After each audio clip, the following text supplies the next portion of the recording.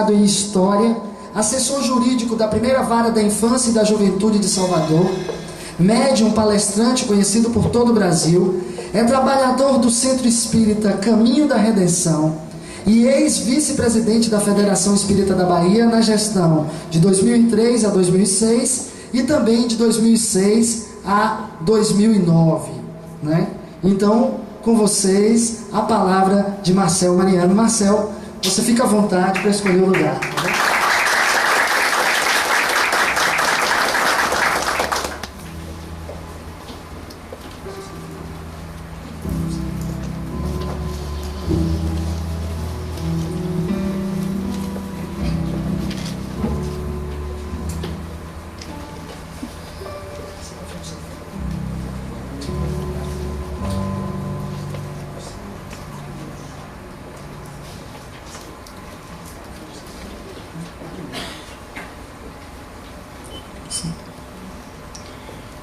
Meus amigos, minhas amigas, a paz seja conosco.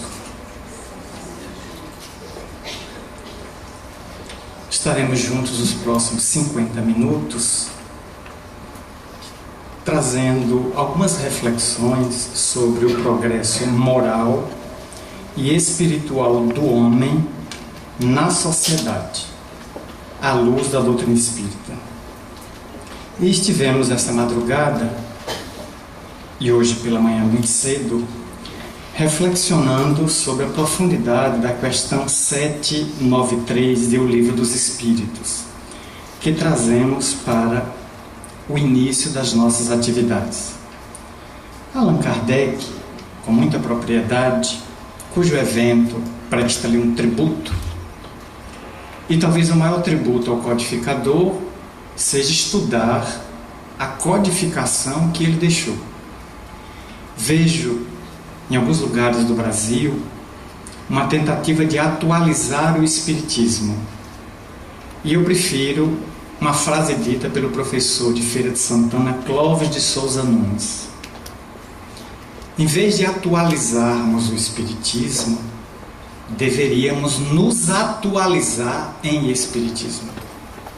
Talvez a carência maior não seja atualizar a doutrina, mas nos atualizarmos nela, já que ela permanece desconhecida de grande parte dos próprios espíritas.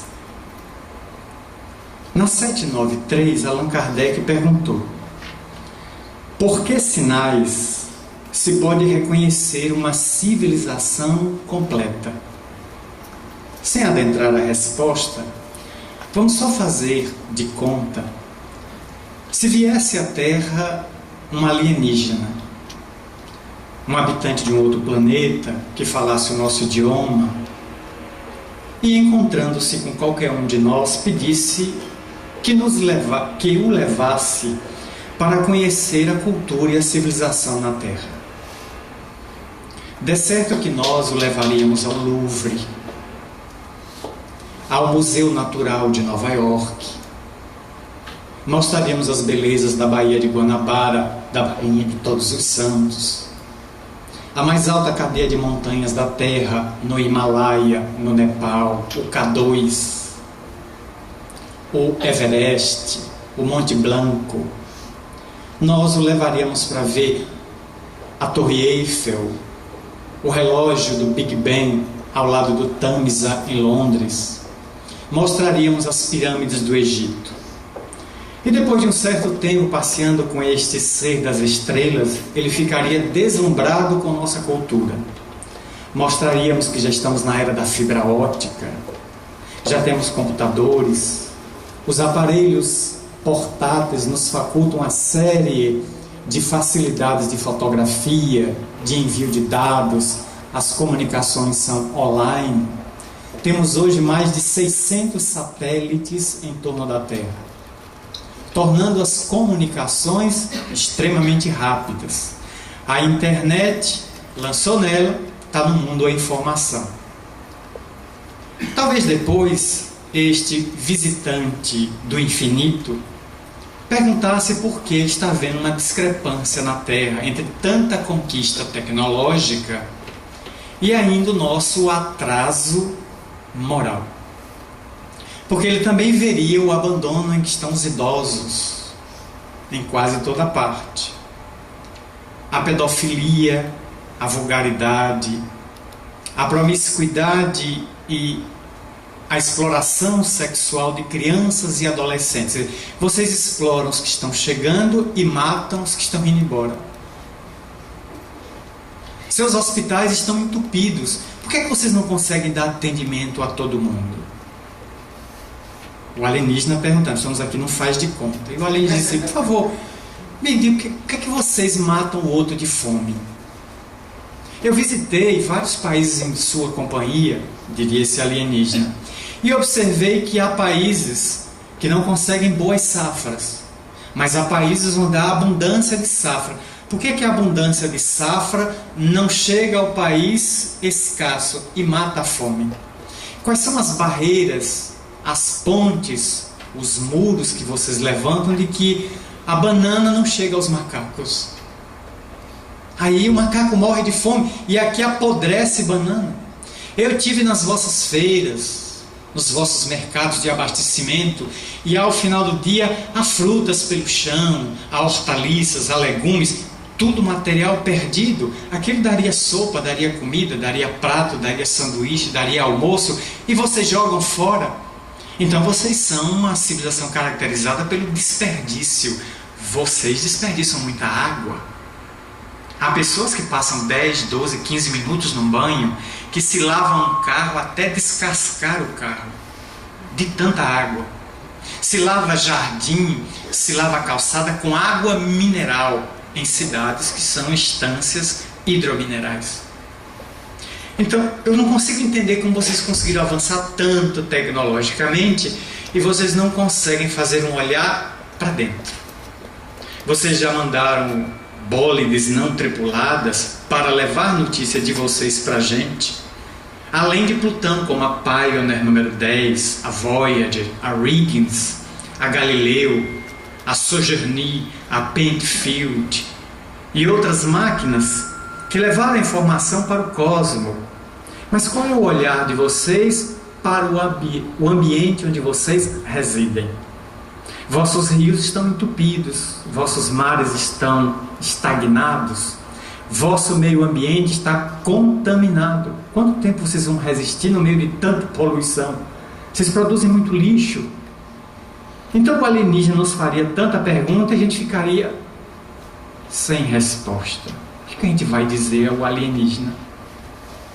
Então ele está dizendo, há um descompasso entre o excesso de cérebro, vocês conseguiram desenvolver muito cérebro, mas o coração jaz atrofiado. Voltemos a Kardec. Por quais sinais, ele diz por quê, tradução de Evandro Noleto Bezerra, na nova edição da Federação Espírita Brasileira. Talvez fosse melhor, por quais sinais se pode reconhecer uma civilização completa? E os espíritos responderam, reconhecê-la-eis pelo desenvolvimento moral. É aí que vamos encontrar o sinal de uma civilização completa. Credes que estáis muito adiantados, porque fizestes grandes descobertas e invenções maravilhosas, porque vos alojais e vos vestis melhor do que os selvagens. Contudo, não tereis verdadeiramente o direito de dizer-vos civilizados, senão quando houverdes banido de vossa sociedade os vícios que a desonram, e quando viverdes como irmãos, praticando a caridade cristã. Até então, sereis apenas povos esclarecidos, que só percorreram a primeira fase da civilização. Não vou nem entrar nos comentários de Kardec, que ele tem uma nota de rodapé após esta questão. Aí eu deixo como o sabor de quero mais, que cada um depois examine a 793. Se olharmos o século XX, que acabou de findar-se 12 anos atrás, teremos um século de luzes. O século da bomba atômica e do domínio da energia nuclear. Nós tivemos o século da computação, nós tivemos o século do avião, do aperfeiçoamento do automóvel, que nasceu no século XIX, mas foi aperfeiçoado, e hoje nossos carros são altamente modernos, tecnologicamente quase que perfeitos, andam quase que sozinhos. Nós temos as comunicações entre as pessoas, ao protótipo do telefone móvel. Ele chamava lá Star Trek. E as operadoras dão de graça o aparelho, querem que você use o máximo de serviço possível, mas o aparelho em si virou banal, é dado de graça. Então é um século de imensa quantidade de tecnologia. Na área médica, os avanços são extraordinários. Eu sou da época, 30 anos atrás, dente cariado é dente a ser retirado. Buticão nele, o dente cai fora. Hoje o odontólogo salva tudo. Novas tecnologias, repõe a dentição dentro da boca de uma pessoa desdentada num país de banguelos. Somos um país onde a Sociedade Brasileira de Odontologia afirma que 98% do brasileiro tem cárie dentária. Mas é difícil hoje perder um dente, porque a odontologia avançou tanto que salva a dentição do dente que está na situação mais precária possível.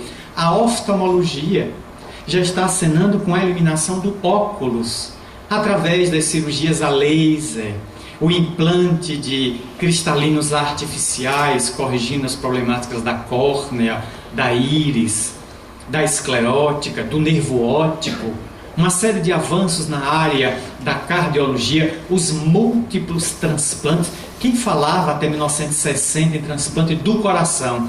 Até o Dr. Christian Barnard, na África do Sul, fazer o transplante. E o seu paciente sobreviveu 8 dias. Depois disso, aqui no Brasil, Euríclides de Jesus Zerbini, o nosso pioneiro de transplante. E hoje o Dr. Adib Jatene, que já abriu o peito de 55 mil pessoas para colocar lá dentro o ponto de safena, o ponto de mamária ou um coração novo. Então, cirurgia hoje do coração virou rotina. Era um mito nos anos 60. Ninguém mexe com esse órgão que pulsa. Hoje você leva para outra sala, corrige o coração, faz o conserto, quiser, devolve ao peito, faz ele voltar a vibrar com calor, com determinadas drogas, e ele volta a bater, o indivíduo volta a ter uma vida absolutamente normal na sociedade. As cirurgias no cérebro, o órgão que está sendo desvendado entre o ano 2000 e o ano 2010 foi a década do cérebro, conforme o decreto do presidente George Bush, no ano 2000, que declarou que era a década em que os americanos e as universidades, os laboratórios americanos, a ciência americana ia investigar o cérebro. E se aprofundou esse órgão de 100 bilhões de neurônios, do qual a ciência afirma que estamos utilizando entre 3 a 5%. 95% está adormecido, aguardando o homem do futuro. Então é um século fascinante.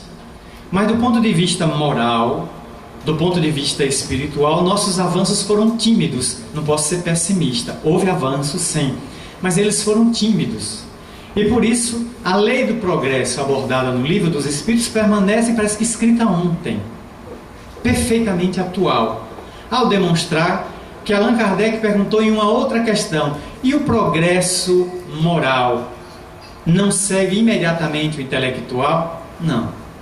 O progresso intelectual parece uma pessoa sentada numa Ferrari Testarossa a 320 km por hora no asfalto tapete persa.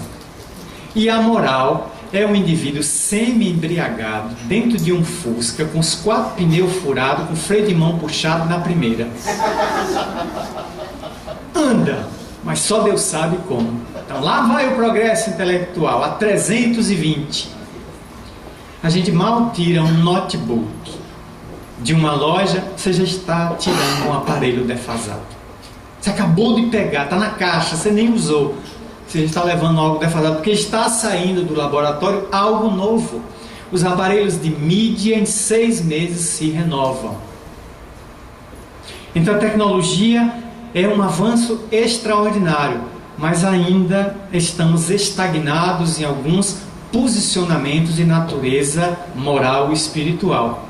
Ainda contemplamos na sociedade o infanticídio, o aborto, a eutanásia, a pena de morte.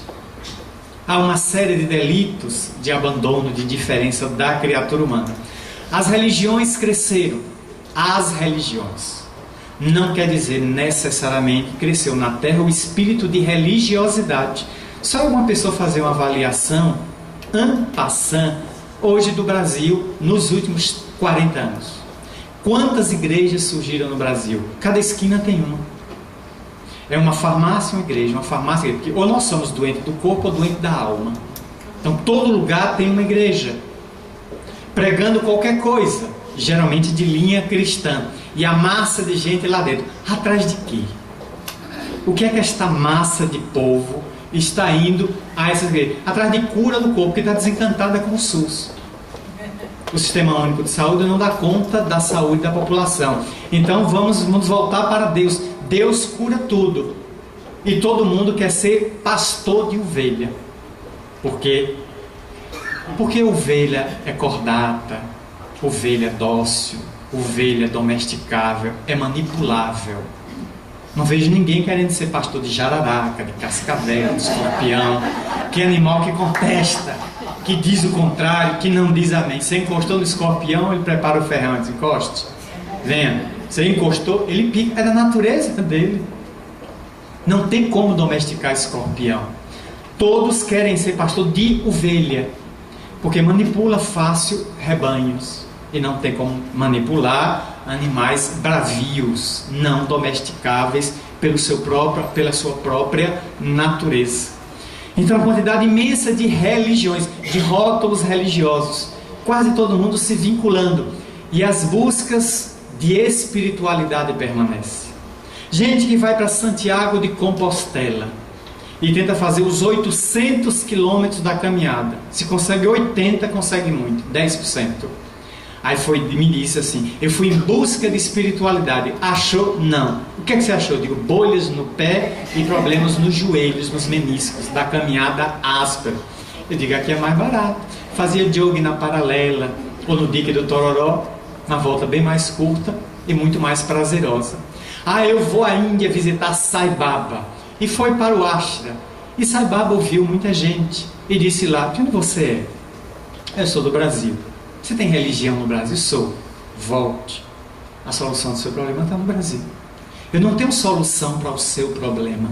Seu problema está lá no Brasil. E solução está lá no Brasil, na sua própria fé. Se autodescubra. Muita gente me contou dessa experiência. Que foi na rua ele, como se ele tivesse na mão uma poção mágica. Uma varinha de Harry Potter. Plim, plim. Seu problema está resolvido. Fosse um chip, fosse um pendrive com defeito, tira o programa, bota um original e seu problema está resolvido. Ele tinha frases de efeito, ele tinha orientações, mas o discípulo tem que seguir a orientação do mestre. Então ele recomendou que muita gente voltasse ao seu país de origem, a sua solução está lá. Então vemos esse século recheado, mas ainda nos debatemos desses conflitos da identidade. A moderna psicologia, chamaremos a quarta força, a psicologia transpessoal, ela está muito preocupada em nos dar uma identidade, em nos devolver uma identidade, porque nós socialmente nos coisificamos, tornamos-nos coisa e fomos numerados. Entre na internet, você é internauta. 7 de outubro você tem que votar. Para o TRE, você é apenas eleitor. Você foi a um banco, você é correntista. Acabou de entrar no supermercado, você é cliente. Está caminhando pela calçada, você é transeunte. Está dentro do carro, motorista. Foi atropelado, você é vítima. Morreu, presunto, defunto, decujus, desencarnado, finado. Você é advogado? Você tem um OAB. Não, você é dentista, odontólogo. Você é do CROBA. Engenheiro? CREA. Você é um número. Você é um RG. Nós somos um RG, um CPF. Fomos reduzidos a números. Nós vivemos hoje em um monte de senhas. Qual é o nome de um juiz? Juiz não tem nome, ele é juiz. Ele é excelência, ele é meritíssimo, ele é magistrado. Dirige-se a um desembargador, ele é excelência. A um ministro de tribunal superior, ele é ministro, ele não tem nome. Se você chamar, desafora. Tivemos no Rio de Janeiro um caso noticiado pela Voz do Brasil. Um juiz aposentado, num condomínio, exigia ser chamado de doutor nas reuniões de condomínio. Entrou na justiça para exigir que o condomínio, nas reuniões, o tratasse, nas reuniões onde ele era condômino, como doutor fulano de tal. Chegou ao Tribunal de Justiça. Um desembargador chamou o colega, disse ao colega que ele era uma vergonha. Isso é uma vergonha, um ex-magistrado submeter a uma corte de justiça do Rio de Janeiro um problema tão insignificante e medíocre. Dentro do condomínio, Vossa Excelência é condômino. Magistrado, Vossa Excelência foi. Depois dos 70 tem a expulsória. Vossa Excelência trocou o paletó pelo pijama. Morreu o assunto. Aí encerrou o assunto. A que ponto nossos tribunais são provocados por querelas em que o indivíduo, no ego presunçoso, exige ser chamado pelos títulos transitórios que a vida lhe dá. Mestrado, doutorado, bacharel, isso e aquilo. Então nós precisamos ter uma identidade. Qual é a minha real identidade? Enquanto pessoa, enquanto cidadão, enquanto irmão de jornada, no momento que atribuo a Deus uma paternidade universal, o outro passa a ser meu irmão. Então estou numa grande família.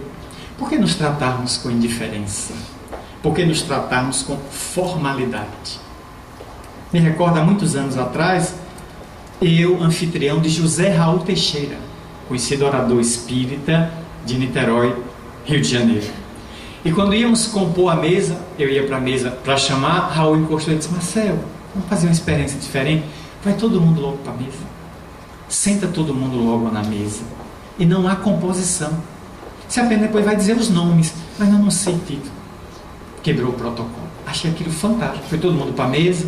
O presidente da Federação Espírita de Pernambuco, Valdec Atademo, recentemente desencarnado este ano, com quem eu convivi largos anos, José Raul Teixeira, mais um. Todo mundo sentou na mesa e disse: olha, aqui já está o Raul, o Valdec, o Marcel, o Edilson, o Paulo, não sei quem. Boa noite, fiz a prece, o trabalho começou. Raul resolveu naquela noite quebrar o protocolo. Certamente que em uma Câmara de Vereadores, numa Assembleia Legislativa, num tribunal, pelo formalismo e pelo rito da própria casa, certas regras devem ser observadas. Mas por que não entre nós, no convívio de família, no convívio social, não começarmos a quebrar essas algemas, quebrar esses ritos mais severos, mais frios, mais formais dos relacionamentos humanos?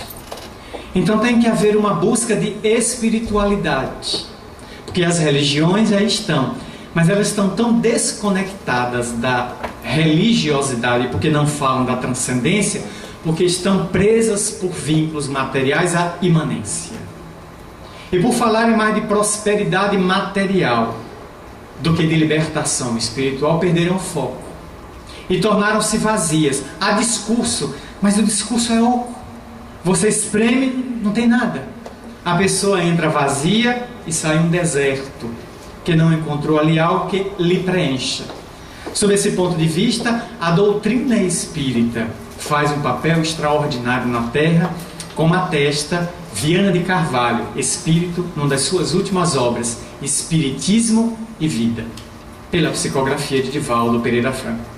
Há uma mensagem titulada Tributo a Kardec. Achei curioso, talvez tenha inspirado este evento. Capítulo 18, Tributo a Kardec. Ele escreve, porque ele é um apaixonado, Viana de Carvalho, pelo papel do codificador, um apaixonado por Kardec. Mas há outra mensagem que ele fala da grandeza do Espiritismo. E Viana de Carvalho, Manuel Viana de Carvalho, coronel do Exército, nascido em Icó, no Ceará, e desencarnado aqui em frente à praia de Amaralina, a bordo do vapor Íris, aos 65 anos de idade, vítima de beriberi, em 5 de maio de 1926, ele desencarnaria, que veio de Aracaju buscar ajuda médica em Salvador, mas não resistiu a bordo do vapor. E dominado por uma febre, Viana de Carvalho alou-se ao infinito. Hoje, escrevendo pelo médium que ele é habitual, já se vão aí aproximadamente 6 a 7 livros, nessa obra ele fala da grandeza do Espiritismo nesses dias de apogeu cerebral e de decadência do coração, demonstrando a excelência da mensagem espírita que vai atingir os corações, falando da necessidade de a gente recuperar o viço dessa postura de natureza moral e natureza espiritual.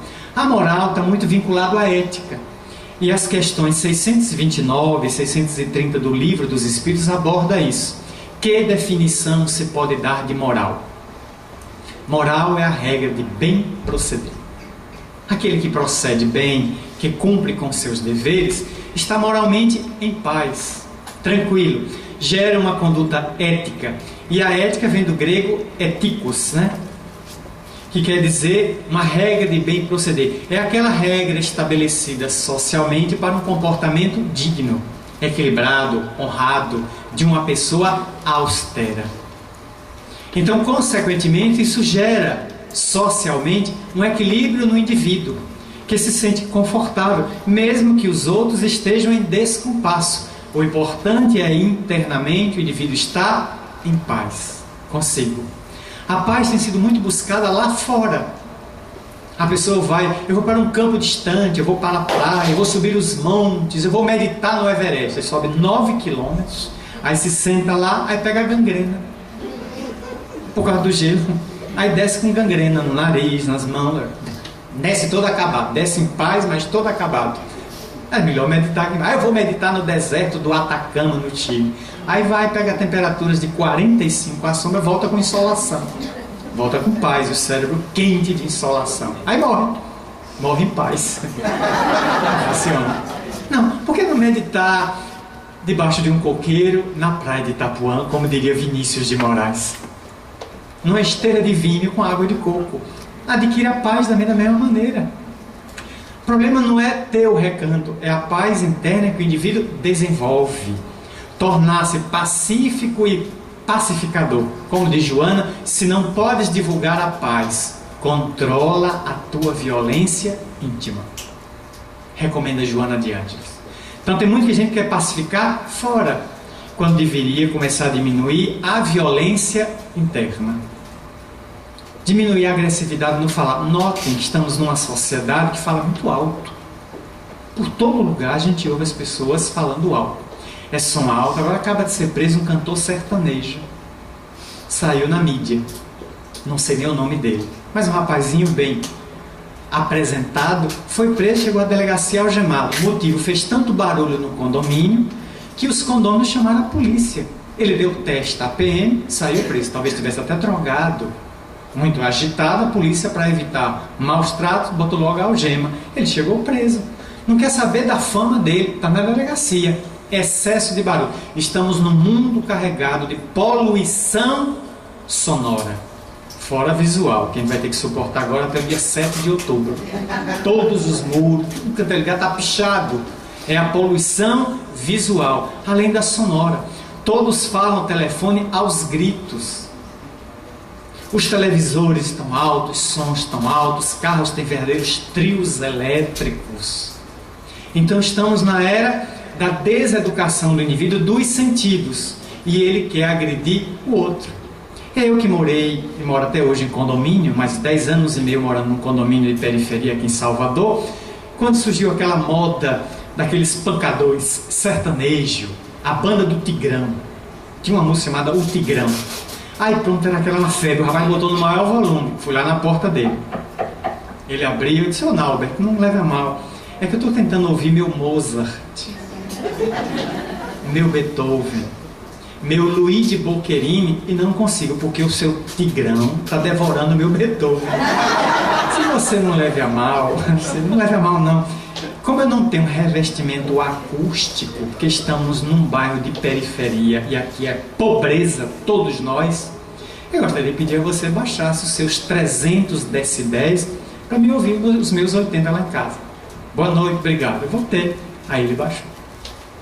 Quer dizer, o indivíduo agride o ouvido do outro, ele quer que o gosto dele seja o meu. Estamos na era de obrigar o outro. Você tem que rezar por minha cartilha. Mas eu não posso rezar pela minha, reze pela sua. Você fica com a sua, eu fico com a minha. E a gente pode conviver. Flores diferentes logram viver juntas no mesmo canteiro. E só são flores. Não pensam. Nós não conseguimos viver juntos no mesmo condomínio. Não conseguimos viver no mesmo hotel, no mesmo bairro. Temos diferença e precisamos agredir o outro. Para chamar a atenção, são os conflitos.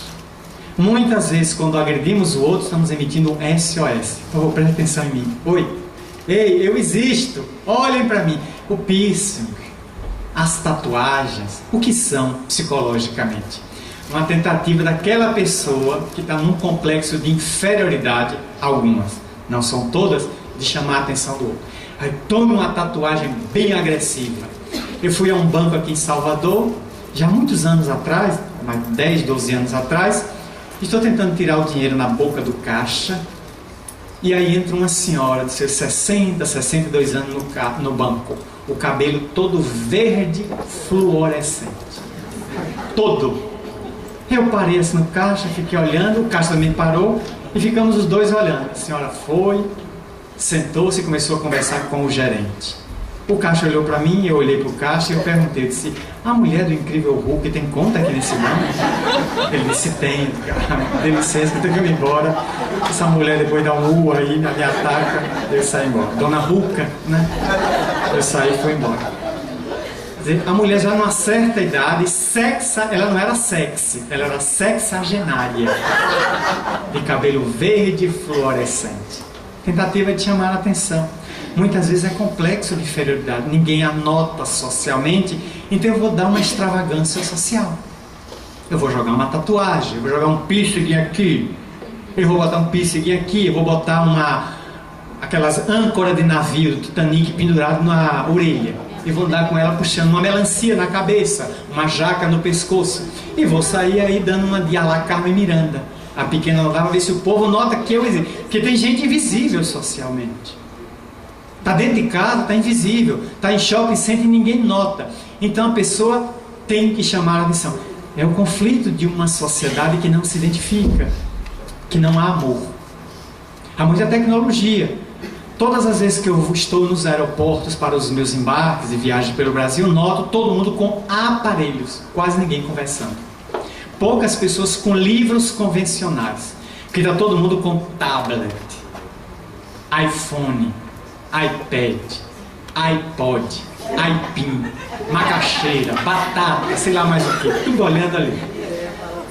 Ninguém mais quer. As crianças, para ficarem calados, os pais para dentro. Toma aí o menino vai trabalhar.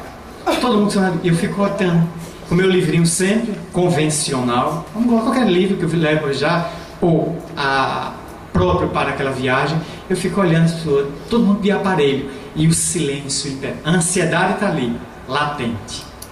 Chamou para a fila, o povo avança, que o avião vai embora. Se você não correr, ele sai correndo pela pista e deixa você. Aí todo mundo se levanta. Eu sou o último a entrar. Matei minha ansiedade já há muito tempo. Você não vai? Não, eu adoro ouvir meu nome no alto-falante. Marcel Mariano, você é o último, está atrasado, queira embarcar. Me chamaram. É só brincadeira. Mas eu sou o último a entrar. A cadeira está ali. Vai me receber. Há lugar para colocar minha bagagem. Por que é que eu vou ter ansiedade? Ele vai viajar comigo. Não tem saída. Então estamos numa sociedade ansiosa. Espiritualmente, com medo, como diagnostica Joana de Ângeles no seu livro Lições, Diretrizes para o Êxito, capítulo 6. Ela fala sobre o medo.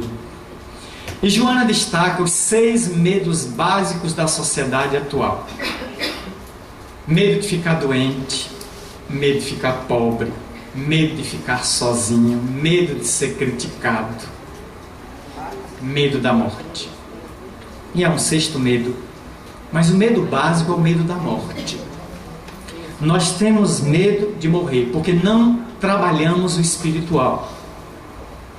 A religião tradicional ignorou o espiritual, combateu este espiritual, negou mandou para a fogueira médios e intérpretes deste espiritual e falou apenas do imanente. Em relação ao espiritual, fixou 4 estados post-mortem: céu para os bons e eterno, o inferno para os maus e eterno, você também não sai mais de lá, a condenação é permanente. Aí alguém perguntou: sim, para onde vão os que podem pagar? Vão para o purgatório, porque eles podem pagar, deixam as missas encomendadas na terra. A gente ora, eles carimbam o passaporte, sai do purgatório e vai para o céu. Purgatório é lugar de passagem. E a criança, e os loucos, e os silvícolas, aí criaram o purgatório, ou limbo. 4 estados pós-morte. Há 4 anos atrás, o Papa Bento XVI, por decreto assinado no Vaticano, considerou que o limbo não existe mais na teologia católica. Eu tomei um espanto de que pela primeira vez um decreto na terra fecha uma instância no além. Não sei se é medida provisória ou é decreto-lei, estou em dúvida ainda. Está sob análise essa questão aí. E como tem 500 anos de criado o limbo, deve estar cheio de criança e louco. Para onde foi essa turma? Não sei. Porque Bento XVI mandou fechar, ou seja, evacuou. Para onde é que vai tanto maluco e tanta criança? Paira a dúvida. E o purgatório foi o grande combate de Martinho Lutero. O purgatório não tem base bíblica. E Martinho Lutero combateu o purgatório, dizendo que não possa aceitar o purgatório, porque é para contentar a classe burguesa europeia que nascia no bojo da Europa do Renascimento.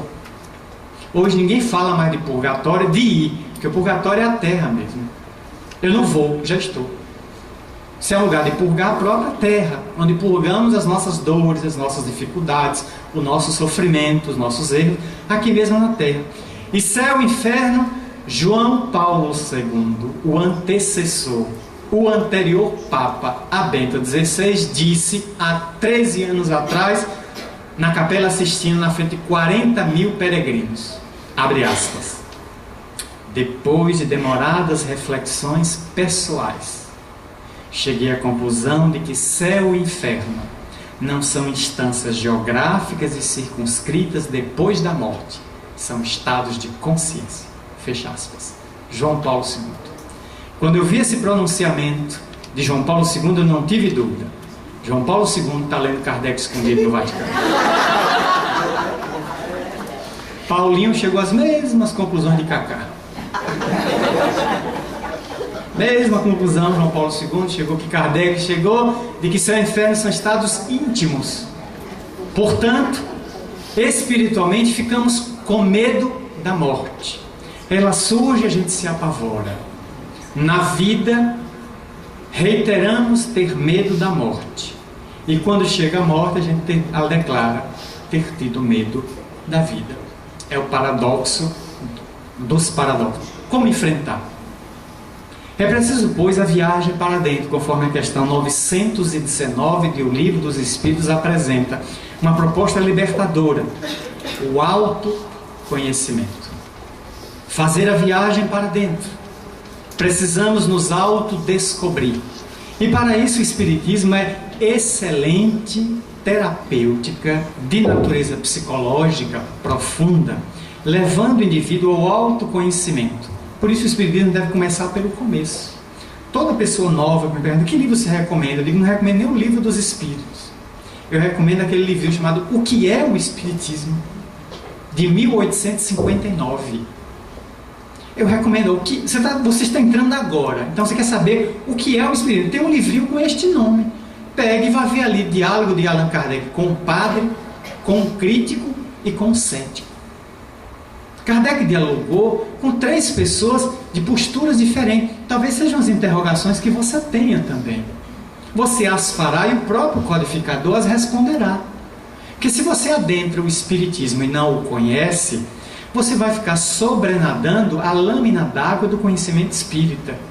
E o que eu tenho notado nesses 31 anos ininterruptos de pregação é de que muita gente entrou no Espiritismo, mas o Espiritismo não entrou nas pessoas. Entrar numa doutrina, qualquer pessoa entra. Isso vai fazer parte da agremiação, do culto, da mesquita, da sinagoga, da igreja, do terreiro. Isso é frequentar. Agora, deixar que aqueles conteúdos entrem na pessoa e a despertem, aí é muito diferente. Porque tem muita gente que ergue muros de Berlim. Muros. Peguemos uma pedra, e joguemos nesse copo de água. Ela está toda molhada por fora. Quebra a pedra, ela está seca por dentro. Por quê? Porque a pedra é impermeável. Não adianta ela estar cercada do meio líquido. Ela não permite que a água entre nela. Ela só se molha por fora. Então o mar está cheio de pedras, toda molhada. Quebra a pedra, seca e áspera por dentro. Então tem muita gente que está nas doutrinas, áspera, seca, impermeável. Ela entrou naquela doutrina, mas ela não deixa a doutrina entrar. Então, eu disse em Recife, no Foresp, o maior evento espírita do Norte e Nordeste, que o espiritismo não é para todo mundo. Chocou o pernambucano. Recebi 6 bilhetes altamente fraternos. Um deles, bote sua viola no saco e vá-se embora. Eu percebi que a turma não entendeu. O espiritismo é uma doutrina muito complexa, sem ser complicada. E para ser entendido, demanda a maturidade do senso intelecto moral do profitente. E nem todo mundo amadureceu o senso intelectual, nem todo mundo amadureceu o moral, e tem gente que não amadureceu um dos dois. Não fica.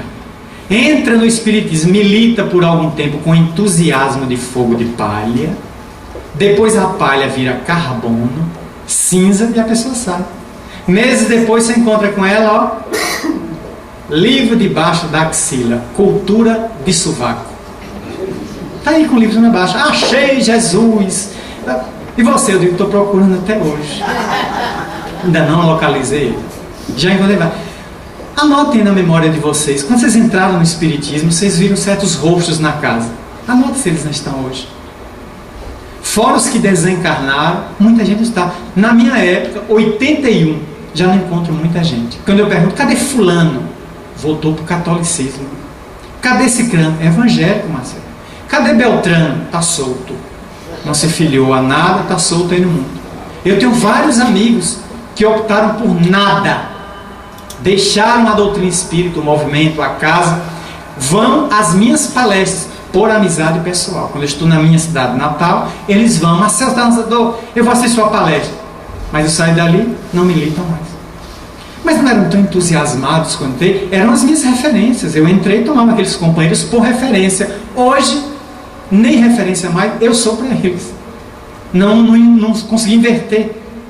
Você continua militando? Eu digo totalmente.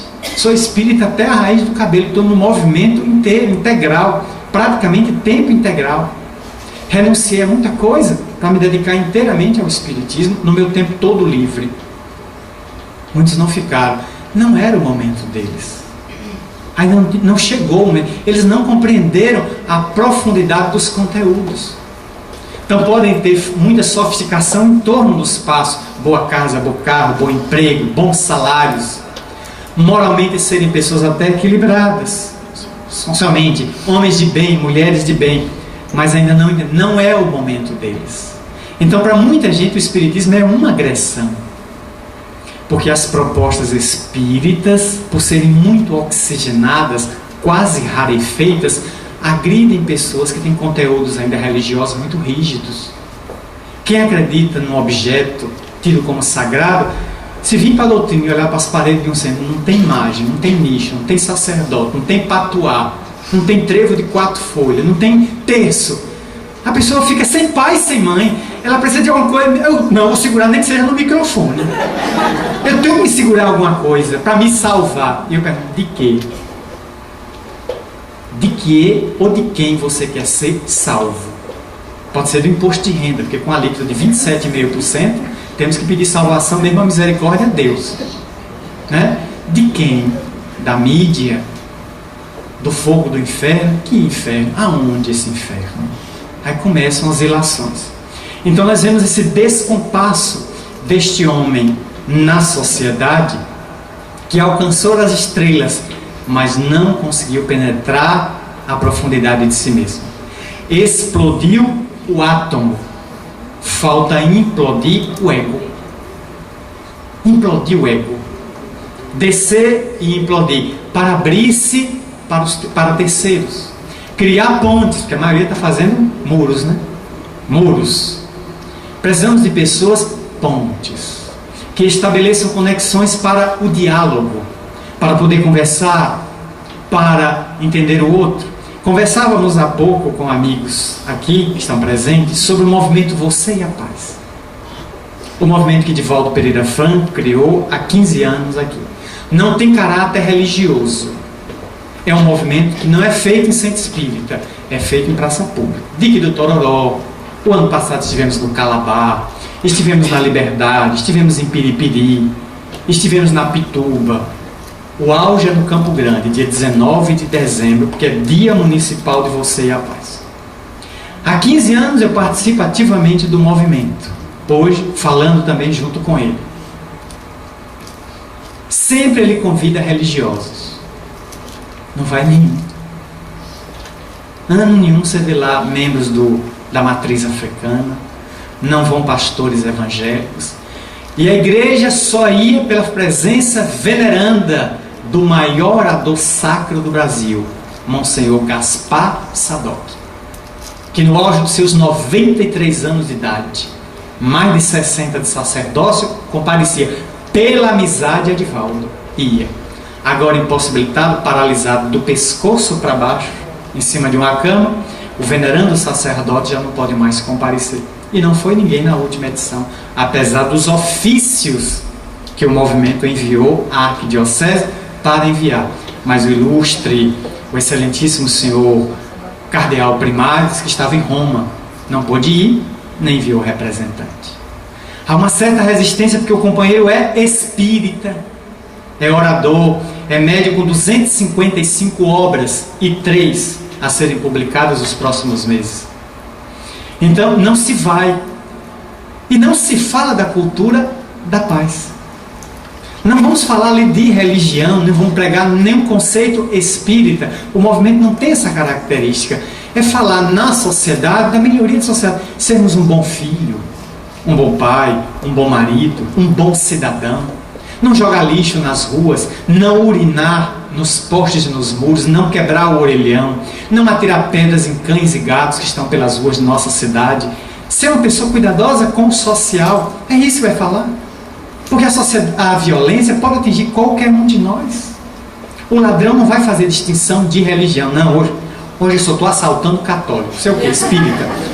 Amanhã que eu assalto vocês. Depois da manhã é evangélico. Não, ele vai assaltando. Se você resistir, mata. Dá-lhe um tiro e você parte. A vida está banalizada. Todos os dias corpos são encontrados em pontos de desova. Jovens, 16, 17, 15 anos, completamente destruído. Agora, há poucos dias, estávamos lá com um jovem de 14 anos, os olhos vermelhos de crack, altamente violento. Deu testa com a magistrada, tomei a frente para não agredir a juíza. Aí pedi permissão a ela, disse, e fui conversar com ele. Por que você está violento? Você usou alguma coisa? Os olhos injetados eram mais do que um sinal eloquente, talvez do crack, de uma outra substância psicoativa. Conversei, ligamos para a mãe dele, que veio buscar, e leve seu filho, arranque-o das drogas, antes que o tráfico, a polícia o mate. Porque quem entra no crack, ou é cemitério ou é Lemos de Brito. Não vai ter muita saída não, senhor. Isso vicia em 6 meses e depois mata essa pedra desgraçada que está arruinando a nossa juventude. Todo lugar baratíssima, R$1 uma pedra e acaba com a vida. Então é preciso falar desse movimento. Aí os religiosos não vão, criam uma resistência. E falamos em ecumenismo, falamos em diálogo interreligioso. Qual deles? Estamos ilhados, fechados. Então evoluímos nas conquistas tecnológicas, sem sombra de dúvida.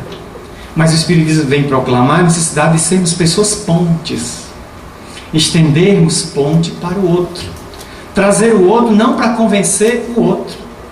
Sempre me fascinou aquela parábola, aquela frase de Jesus, se alguém te constranger a caminhar 1000 passos, vai com ele 2000.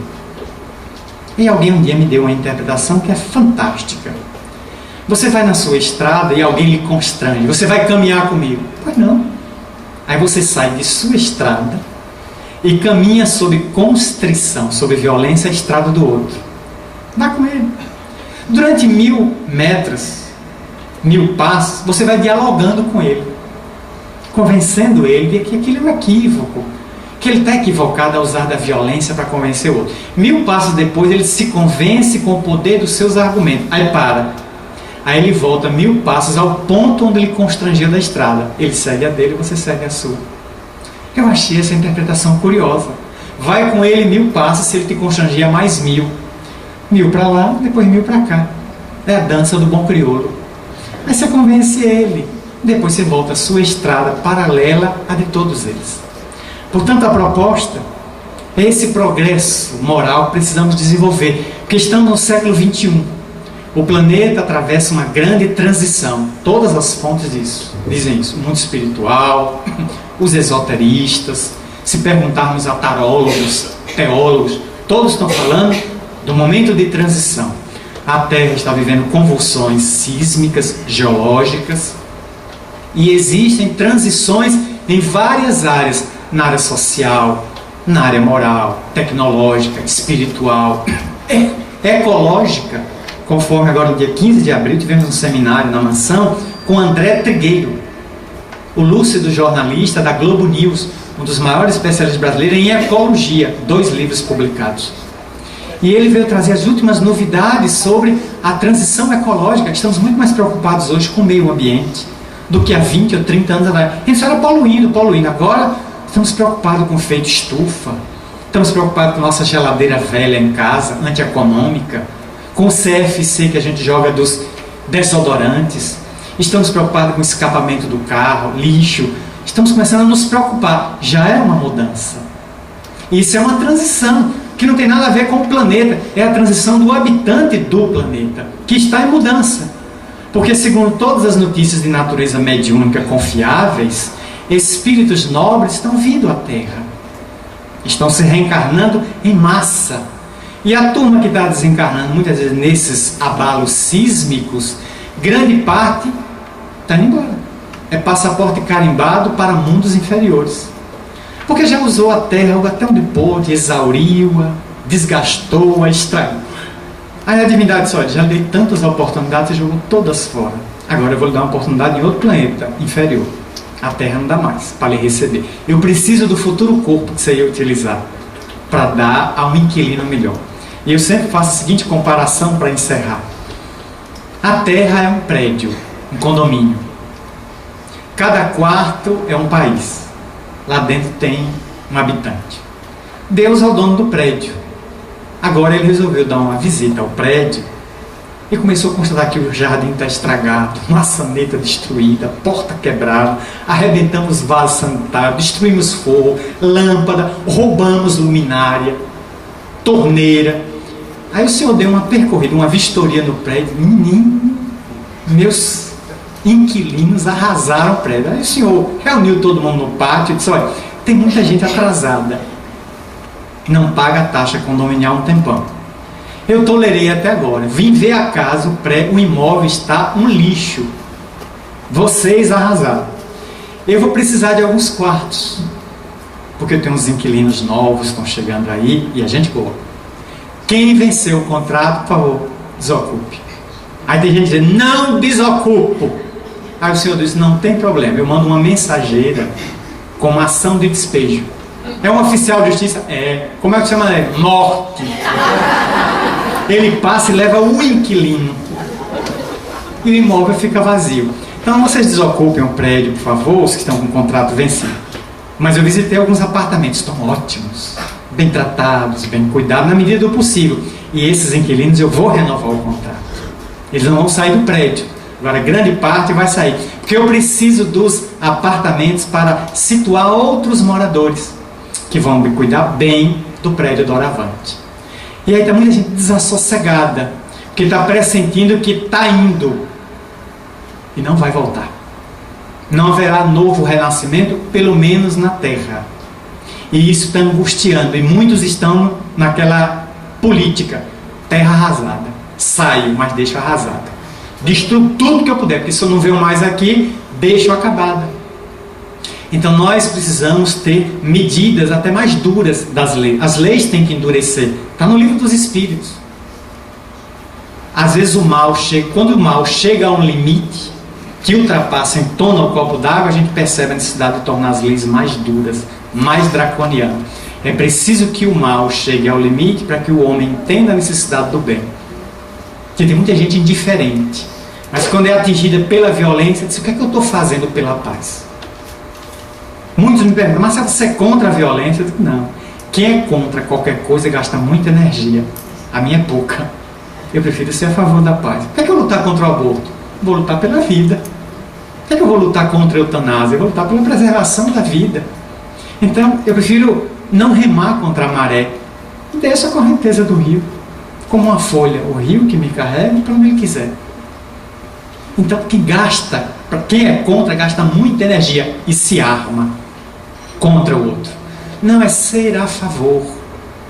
Ser a favor da paz. Portanto, social e moralmente, espiritualmente, estamos em grande mudança nesses dias de transição. Que nos acomodemos, que possamos colaborar com esses dias, mas que estejamos confiantes. Somos espíritos imortais. O corpo pode ser destruído, mas a alma não pode ser aniquilada.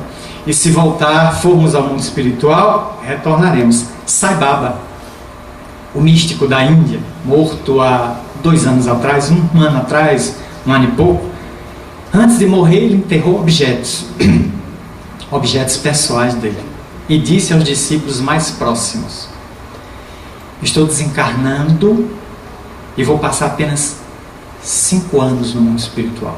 5. Vou dar uma volta no além. Dentro de 5 anos eu volto, vou nascer na Índia de novo, e para provar que sou eu de volta, enterrei objetos pessoais que só eu sei onde estão. Então, quando eu voltar, eu vou reunir os meus discípulos que estiverem no corpo e vou dizer: olha, Sai Baba, Swami Sai Baba de volta. Para provar, eu vou desenterrar os objetos onde eu os coloquei, para confirmar que sou eu de volta. Porque a minha tarefa não foi concluída, o corpo não deu. E eu preciso voltar porque eu quero acompanhar esse momento de transição da Terra. Até ele, na Índia, está antenado com este momento de transição, pelo que passa a Índia também, que está se modificando graças ao esforço dele, que procurava unir as 5 maiores religiões através dos religiosos. Portanto, esse evento está de parabéns por trazer o nome, Tributo a Kardec. Quanto esse homem tem a nos ensinar. Vamos tributar a nossa homenagem, nossa reverência ao codificador, estudando com carinho o Livro dos Espíritos. Muito obrigado.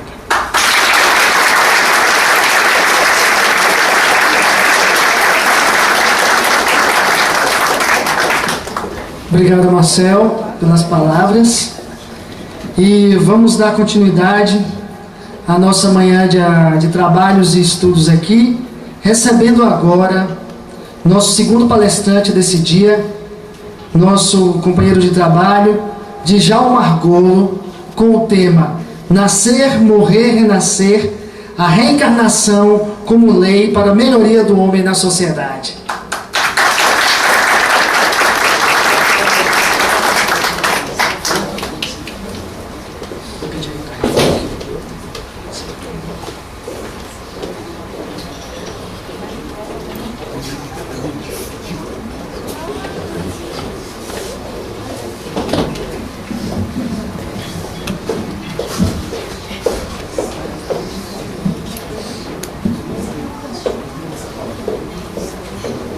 Bom dia. Bom dia. Mais uma vez, com alegria, eu participo de um evento da FEB. E vamos falar de algo sobre reencarnação. Hoje pela manhã, eu entrei na internet e coloquei, como eu vinha falar em reencarnação, coloquei reencarnação no Google, que é a grande mãe, não é? Que está sempre nos fornecendo as coisas que são que nós queremos. E vi um trabalho do Maurício de Souza sobre reencarnação, que vai terminar com a última encarnação do espírito, que é a Magali. Só que na Idade Média, a Magali era uma uma aristocrata, não é? De uma família aristocrata, e apaixonou-se por um homem pobre. E a família não queria. Mas nesse meio tempo houve uma invasão da cidade. E nessa invasão da cidade, a alma algemada de Magali morreu. Ela ficou triste e passou a comer. Depois, em outra encarnação, ela encontrou outra vez o seu amado. Mas ele era um engraxate e a família não queria. E ele morreu por alguma circunstância. Teve uma dessas vidas que ele, inclusive, estava num barco e quando os dois se encontraram, ele foi levado por um polvo gigante. E sempre, eles nunca se encontraram. Até que hoje, nos tempos que correm, eles se encontraram numa praia. Ele a encontrou comendo, como sempre a Magali come muito, porque toda vez que ela pediu o amado, comia, né? E a Magali é uma gulosa, né? Come demais. E finalmente encontrou ele numa praia. Encontrou, os dois ficaram conversando. Ela, inclusive, foi com ele jogar jogos eletrônicos. E nessa de jogar jogos eletrônicos, ela não quis saber de comida. E de repente ela começou a achar que estava doente. Eu estou doente. E estavam os dois conversando no local, ela foi dando para trás e caiu no mar. Então, mais uma vez, agora ela queria desencarnar e ela começou a gritar por socorro, mas era um lugar rasinho. Não foi isso. E ela voltou e começaram a conversar, mas ela conhecia um rapaz que era filho do dono da padaria, o Quinzinho. E aí o Quinzinho aparece trazendo um bocado de comida para ela. E ela, quando vê a comida, ela volta a comer, começa a comer. O rapaz vai e fala com ela, diz assim: eu acho que o nosso encontro foi de reencarnação, mas ela estava com o Quinzinho só comendo. Aí o rapaz vai embora. No que vai embora, ela fica parada e perde o contato e não voltaram. E diz assim: quem sabe, talvez numa próxima vida eles vão se encontrar. E durante todo o tempo, o que ficava bem claro era que reencarnar é sofrer, é perda. E eu digo, mas veja bem, é essa a ideia que nós espíritas passamos da reencarnação, que é um momento de dor, de sofrimento, de angústia, de perda e de desespero. Aliás, é algo que vem sendo muito comum, divulgado. É uma coisa tão séria que eu estive com uma moça que está com um problema psíquico grave, porque ela engravidou, jovem, estava esperando seu filho, quando de repente descobriu que o filho tinha uma má formação. E ela, desesperada, vai a um centro espírita. E no centro espírita fizeram a seguinte revelação para ela, que chegava com um problema, uma dificuldade, um sofrimento, que na vida passada ela ajudara a matar alguém com aquele espírito que estava vindo. Então ela saiu do centro, ela tinha entrado como uma mãe sofredora, saiu como assassina e mãe sofredora, cúmplice do miserável que estava na barriga dela. Nós precisamos acordar enquanto é tempo para essa mitificação infeliz da lei de Talião, do fez tem que pagar. A melhor coisa que me aconteceu foi eu ter começado a trabalhar com a terapia, de ter feito uma pós-graduação em terapia. Porque comecei a descobrir que a mente humana é muito mais complexa e a vida humana do que o simplismo até bastardo que está correndo no movimento espírita. A ideia do crime e do castigo, a tal ideia do karma.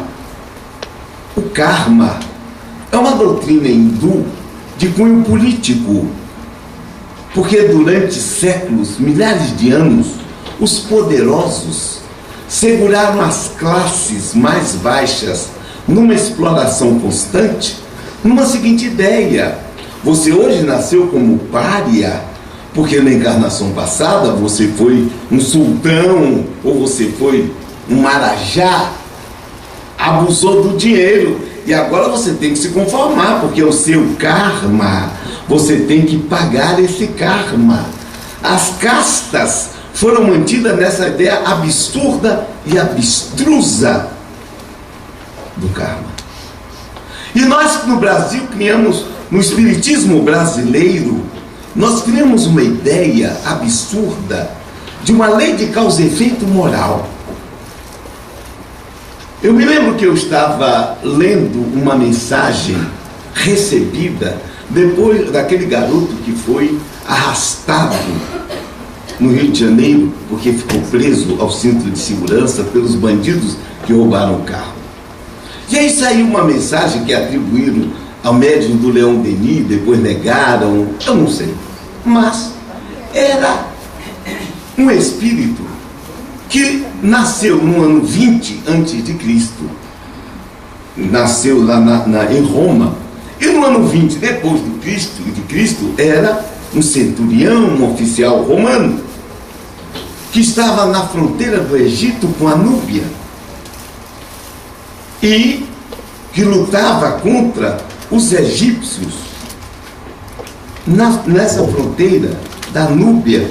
E eu comecei a já ficar com a orelha em pé, porque no ano 20 essa briga dentro do Egito, brigando com o romano na Núbia, na fronteira com a Núbia, mas vai lá. E ela da Legião do Leão que nunca esteve no Egito, mas sim na Capadócia. Interessante isso. E que ele gostava de matar pessoas colocando num carrinho e rodando com elas até matar. Este rapaz que se divertia dessa forma desencarna e passa 300 anos em sofrimento intenso.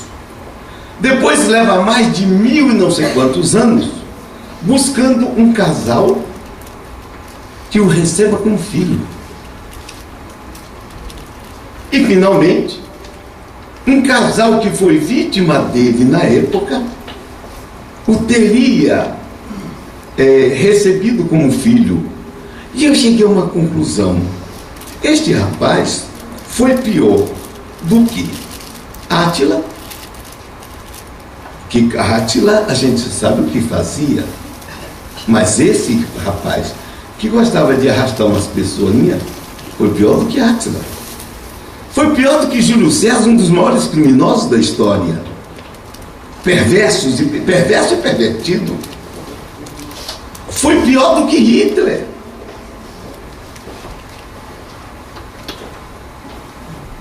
E finalmente, quando esse casal que ele havia matado o recebeu, ele fez o casal sofrer de novo. Eu digo, ele tem um ódio desse casal. Brabo, terrível. Ele quer desgraçar esses dois espíritos. A que ponto chegou? E primeiro, eu nunca vi numa cartas dessas mensagens aí, o seguinte: espírito que fosse chinês. Vocês já viram? É tudo romano. Se foi num diabo de um circo que teve em Niterói, que morreram pisado, era romano. Se é num negócio desse, é romano.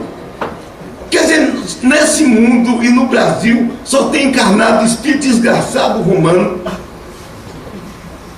Aqui não tem assírio, aqui não tem mesopotâmio, não tem caldeu, não tem grego. Pelo amor de Deus, nós estamos vivendo uma fantasia em torno da reencarnação cruel, porque nós criamos um sistema religioso dentro do espiritismo contrário ao pensamento kardeciano. Nós criamos uma mitologia determinista. Se você tem um filho que morre na sua barriga, foi porque na outra vida você era uma mãe miserável. Eu estava vendo um documentário sobre uns alces que durante o inverno as fêmeas engravidam, mas seguram o desenvolvimento do feto. Só vão desenvolver-se para o final do inverno, quando a primavera chega e tem comida suficiente. Então, quando chega a primavera, num dia todas as fêmeas começam a parir. E eu vi um caso específico. Uma fêmea começou a parir. No meio do parto, ela perdeu as forças. Não tem essa história de dizer que pode perder a força? Está fazendo. E aí, o filhote ficou metade para dentro, metade para fora. E ela levou um tempo imenso, quase um dia inteiro, para morrer em sofrimento atroz. Eu fiquei me pensando, se aquela fêmea de alce foi aborteira no passado. Eu estava vendo um outro documentário e um filhote de elefante quebrou a pata.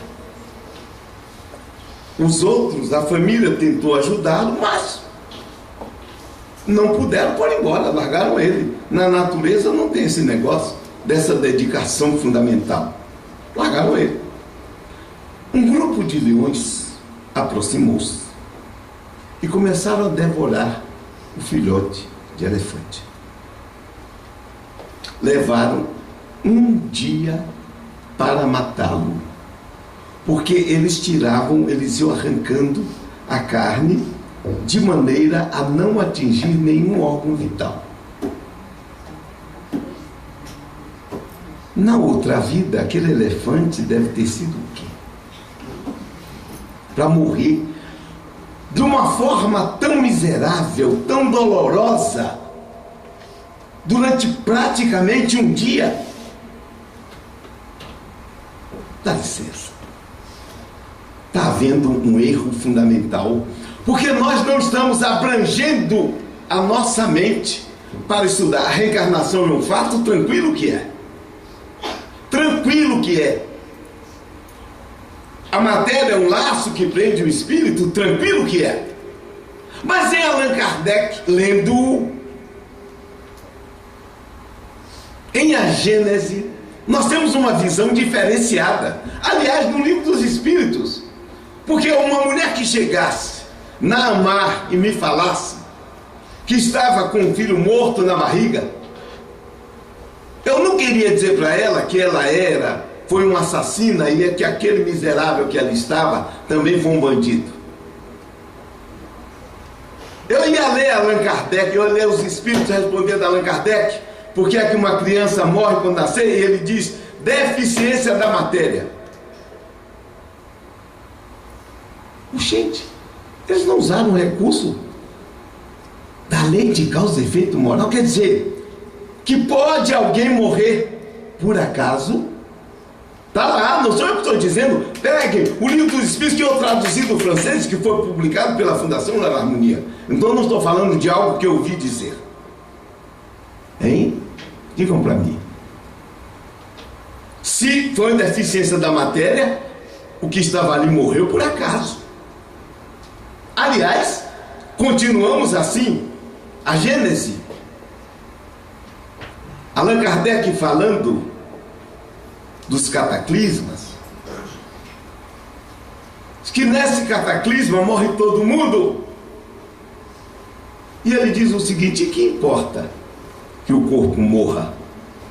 E que importa que alguém tenha morrido simplesmente porque estava na hora errada, no lugar errado, se o que vale é o espírito, e o espírito não morre. Capítulo 3 de A Gênese. Kardec era um herege, porque, aliás, eu não encontro lá nele, não é o lá nele que nós usamos, mas lá nos livros dele, eu não encontro essas colocações de lei de causa e efeito moral, que foi uma invenção do espiritismo brasileiro. A lei de causa e efeito é uma lei física. Se eu faço pressão sobre esse copo, Dr. Manuel Messias Canuto de Oliveira, eminente engenheiro, se eu faço uma pressão, isso é o quê? Uma aplicação da lei de causa e efeito, não é? A causa, a força que eu aplico, o deslocamento, o efeito. E moralmente a mesma coisa? Seria Talião, não é? A reencarnação é um grande fato. Na minha vida eu tive umas 5 regressões espontâneas. E nelas eu observei o seguinte: a reencarnação é uma oportunidade de aprender. Você pode levar de uma existência para outra complexos? Pode. Vários. Inclusive complexo de culpa? Pode. Ele pode influenciar na sua existência atual, na formação do feto? Claro que pode. Porque eu vejo isso acontecendo aqui. Eu atendi uma vez na Sociedade de Cultura Espírita, quando eu era presidente de lá, uma moça que chegou à reunião com uma ferida na perna. Ela chegou e disse: olha, eu tenho um problema, precisava de uma ajuda. Eu digo: nós estamos para começar a reunião, depois eu vou começar com você, mas eu vou lhe dar atendimento. Da forma como eu faço reunião mediúnica, que na MAR não é reunião de mesa, não é? A reunião de mesa foi inventada por John D. Fox, quando as meninas Fox foram para Rochester. Nossa reunião não tem mesa, é tudo sentado. E eu atendo as pessoas na área da reunião. Elas veem o espírito incorporar. Muito bem.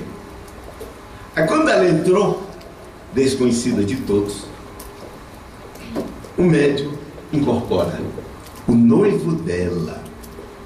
E ele dizia para ela: você não teve culpa. Fique tranquila. Ela começou a chorar. Foi um negócio muito emotivo, muito emocional, o quadro. E ela chorou. Aquele diálogo aconteceu. Quando terminou, nós saímos. E ela me contou a história dela. Ela era noiva, estava na casa dela com o noivo, e ele tinha uma moto. E ela resolveu levar um bolo para uma tia. E chegou para o noivo e disse: fulano, me leva lá na casa da minha tia para levar esse bolo. Ele disse: não estou com vontade agora não, eu não queria sair agora. E vocês conhecem maridos, o que significa negar para uma mulher ou algo que ela quer fazer.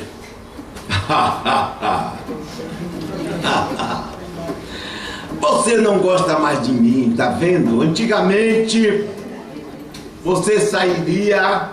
O pobre do Adão passou por isso, e é por isso que nós estamos aqui, não é? Com essas dificuldades.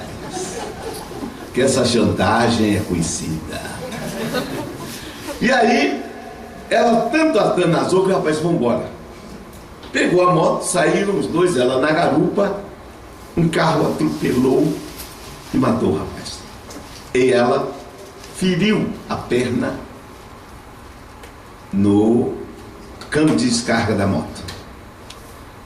Já tinha 1 ano e meio, a ferida não fechava. Fizeram todos os exames, não fechava. Aplicaram todos os remédios conhecidos, não fechava. Uma semana depois desse diálogo, a ferida estava fechada. O que aconteceu? Foi a lei de causa e efeito? Ela não matou o rapaz? Aconteceu um acidente? Era um complexo de culpa. Ela não se perdoava. Ela tinha sido a culpada da morte do noivo. E ele simplesmente para ela, não foi não. Mas não foi mesmo. Se não fosse naquela hora, seria no dia seguinte. Naquele momento, havia nele um impulso inconsciente de voltar ao mundo espiritual. Por quê? Não tenho a menor ideia. Mas olha, ela não era culpada, mas ela se achava culpada, e por se achar culpada, ela se punia. Então, peraí, tem uma coisa errada na minha cabeça. Quando eu vou pensar naquilo que fico vendo ou lendo em mensagens, na outra vida o cara matou e nasceu hoje com um câncer.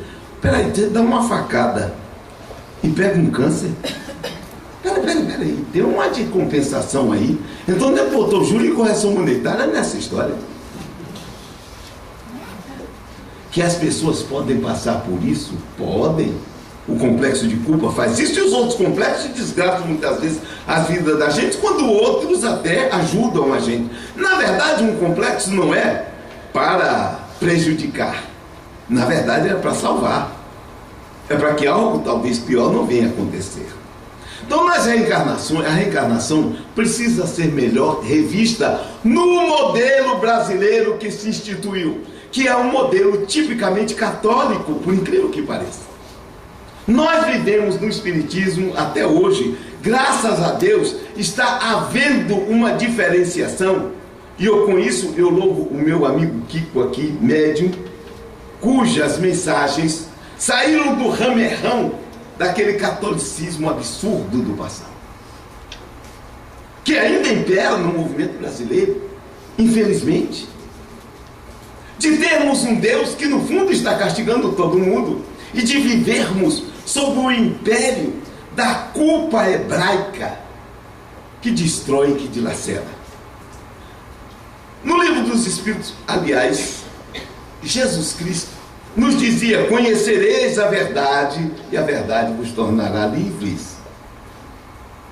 E quando viesse o Espírito Consolador, ele ia dizer tudo aquilo que ele não disse, dizer muito mais. E observem que Jesus fez uma revolução fundamental dentro do judaísmo, que foi transformar o velho Deus vingativo, miserável, prepotente, orgulhoso, um Deus que dizia: eu tenho misericórdia para com quem eu queira ter misericórdia. Prepotente, metido a besta, que eu mandaria ele para o inferno se ele me falasse isso na hora. Jesus transformou isso num Deus de amor. Misericórdia quero e não sacrifícios. Mas infelizmente veio um Paulo de Tarso que reacendeu o hebraísmo, inclusive contra as mulheres. É indecente a mulher falar na igreja. Se ela quiser se instruir, pergunte em casa ao marido, ao irmão, um homem. Vem o Espiritismo e abre a nossa mente. Mas nós continuamos com espíritos de padres e freiras e assemelhados a nos mandar mensagem como se fossem espíritas e a falarem catolicamente para nós e nos dizer que a reencarnação é uma forma de sofrimento, quando não é. Reencarnação é aprendizado. Nós reencarnamos para aprender. Os nossos complexos servem justamente para nos despertar para as dificuldades da vida e para chamar a atenção para nós, para a nossa vida. Isso eu tenho visto na terapia. atendi uma pessoa uma vez, uma mulher poderosíssima. Vocês conhecem mulher poderosa? Bota a mulher poderosa nisso.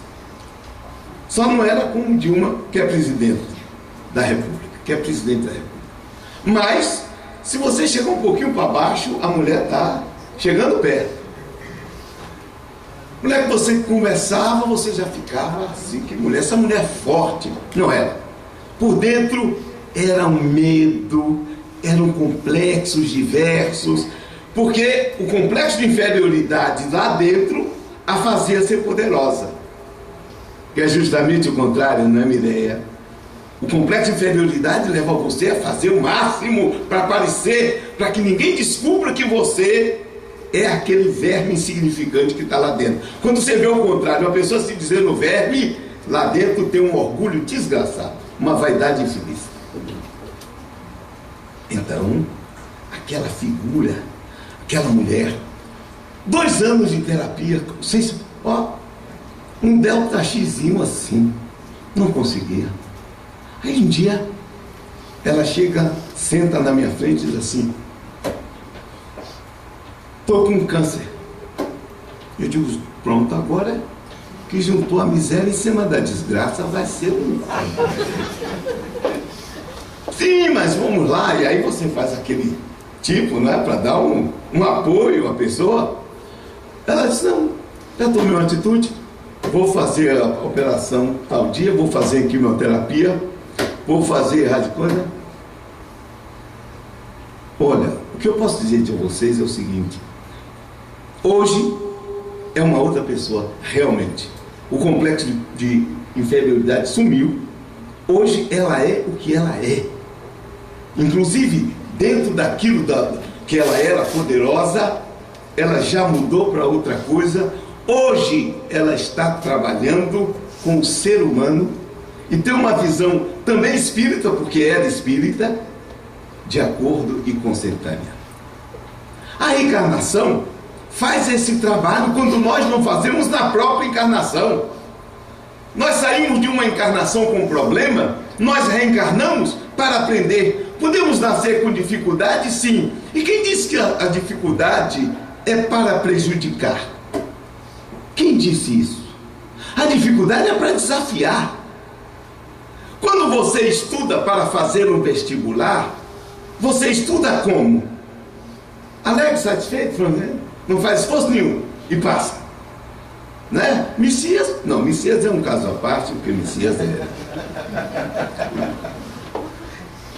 Eu acredito que ele misturou Einstein, Aristóteles, não é? É um caso à parte. Mas você estuda para vestibular, faz um sacrifício infeliz. Se você vai fazer medicina, por exemplo, acabou o ano para você, não tem festa, não tem nada, e você faz aquilo uma satisfação imensa, não é? Faz nada, porque toda vez que os colegas vão para a festa, eu não posso hoje estudar. Mas no dia que você recebe, ou você vê seu nome dito na rádio, ou você vê numa lista, valeu a pena, não foi? Valeu a pena. Eu estava vendo uma coisa interessante. Uma topeira dourada do deserto. Vocês conhecem? É tão bonitinho. Kiko, coisa linda. Desse tamanho assim, bicho. No deserto Saara. Um lugar que tem muita comida, não é? Se você cair lá, meu irmão, você vai ver que é comida e que é bebida. A topeira é uma espécie que sobrevive no deserto. Tem um problema interessante, não tem olhos. É cego em Gaza. Não tem aquele célebre romance, né? Sem olhos em Gaza? Pois é, cego no deserto. E, no entanto, é uma espécie que se procria, se reproduz, come. E como come? Tem um ouvido tão infeliz. Antigamente se falava em ouvido tuberculoso. Eu não sei se isso é real. Mas quando, numa distância que para nós seriam quilômetros, anda um cupim, vocês já imaginaram um cupim andando? o cupim, eu ouço o cupim quando ele está comendo a madeira lá em casa, mas andando no deserto, a quilômetros para ele, o pobre do bicho lá, ele ouve, ele sai e vai andando, de vez em quando ele mete a cabeça na areia, escuta, o bicho dá um passo, que é por quando ele chega de junto que o bicho anda, ele creu, come. Gente, e cadê o olho?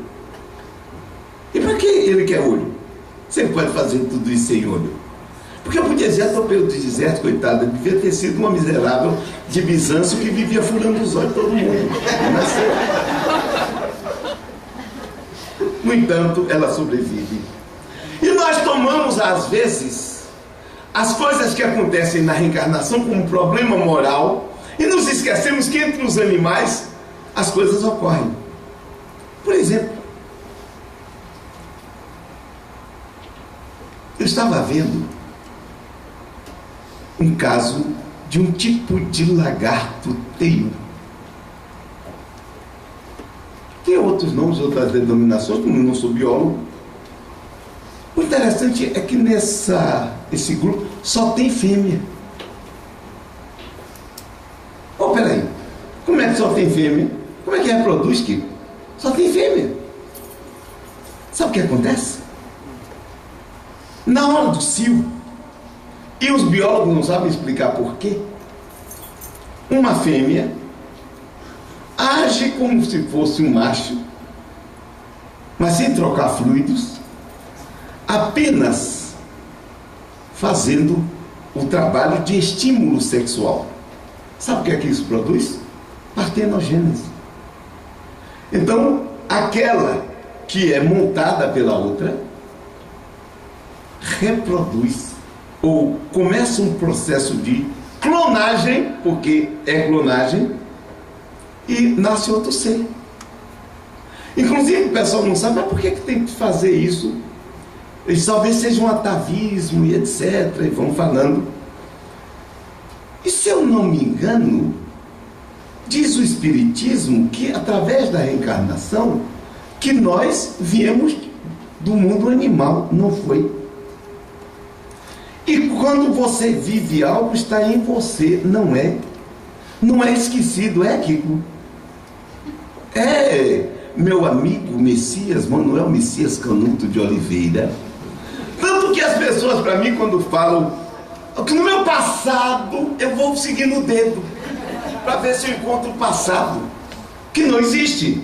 O passado está aqui, nesse instante. Porque o que existe na vida é aquele instante fugaz em que o futuro mergulha no passado, que nós chamamos presente. Presente que já acabou quando eu terminei de dizer a palavra presente. Já é passado. É esse momento fugaz. Onde é que está registrado tudo o que eu fiz no segundo anterior, no meu inconsciente? Inclusive, a lembrança das encarnações passadas, inclusive daquilo que eu desenvolvi quando eu fui a primeiras bactérias, ou das primeiras bactérias que aqui se desenvolveram há 4 bilhões e 300 milhões de anos. E durante 3 bilhões de anos, 3 bilhões e 200 milhões de anos, nós vivemos como bactérias diversas. Na Terra, porque só tinha isso.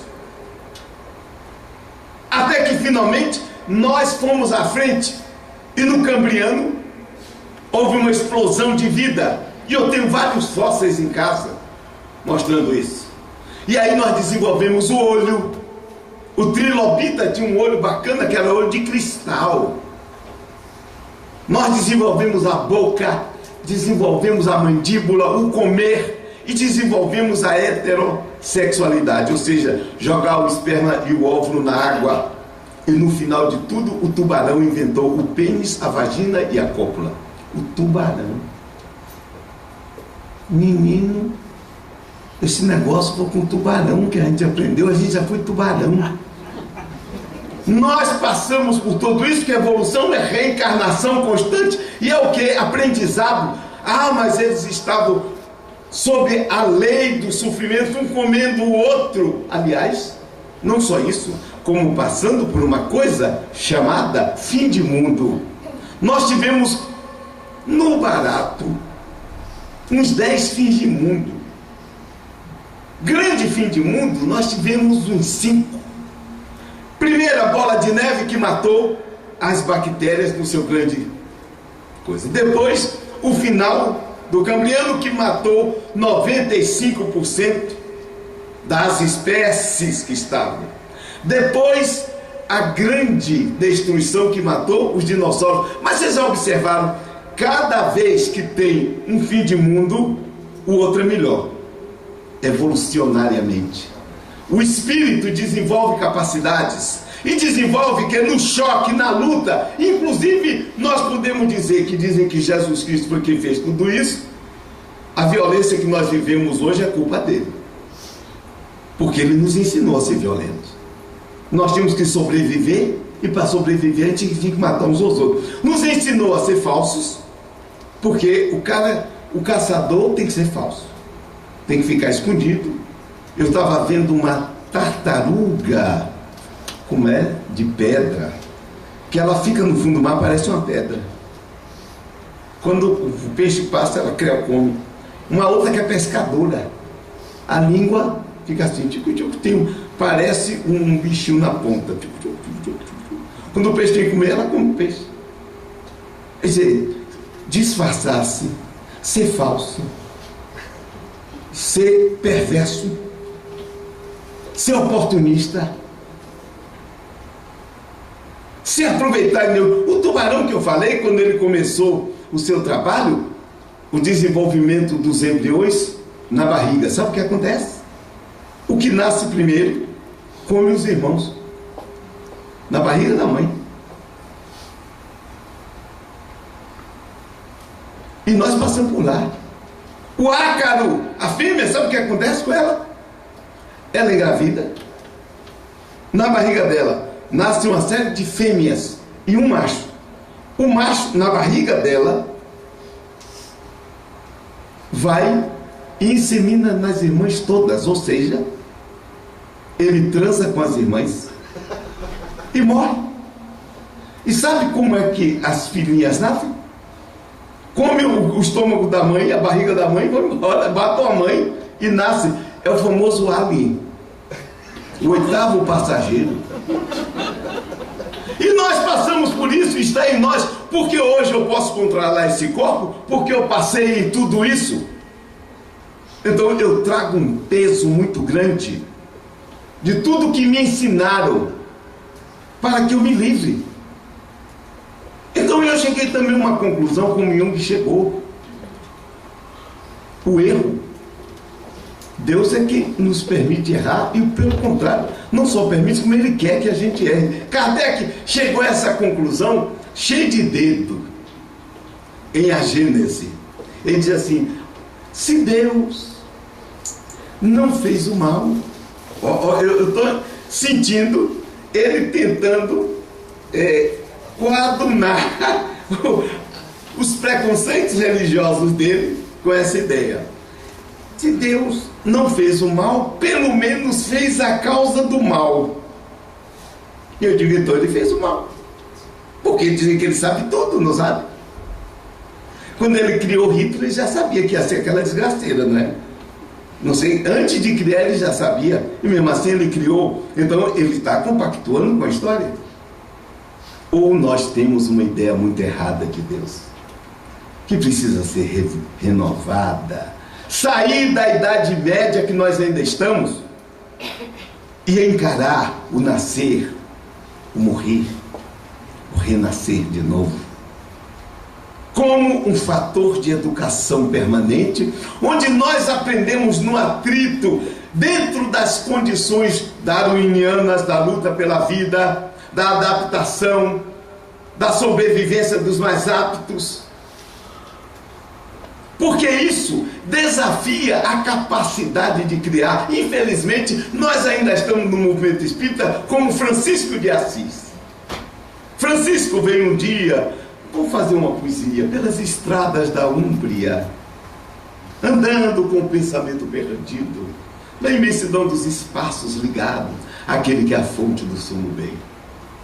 E de repente ele vê uma teia de aranha.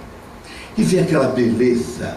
E ele chega e diz: mas olha aqui, um produto de Deus. Nisso vem uma mosca voando e prende na teia. E a aranha vem de lá e começa a comer a mosca. Daquela forma característica que ela tem de comer, que é injetar o veneno dela para fazer o interior do bicho e ela sugar. Porque ela só gosta de sopa. Ela gosta de sopa. Então vocês observem. Sabe o que aconteceu com Francisco? Ele saiu de lá. Tá tudo certo, tá tudo certo, tá tudo certo.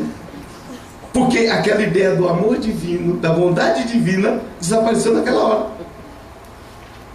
Quando ele viu a pobre da mosquinha ser comida pela aranha. Parecia até um desenho animado que existe por aí, que tem uma aranha assim que fica querendo comer uma mosquinha o tempo inteiro e se dá mal, coitada da aranha.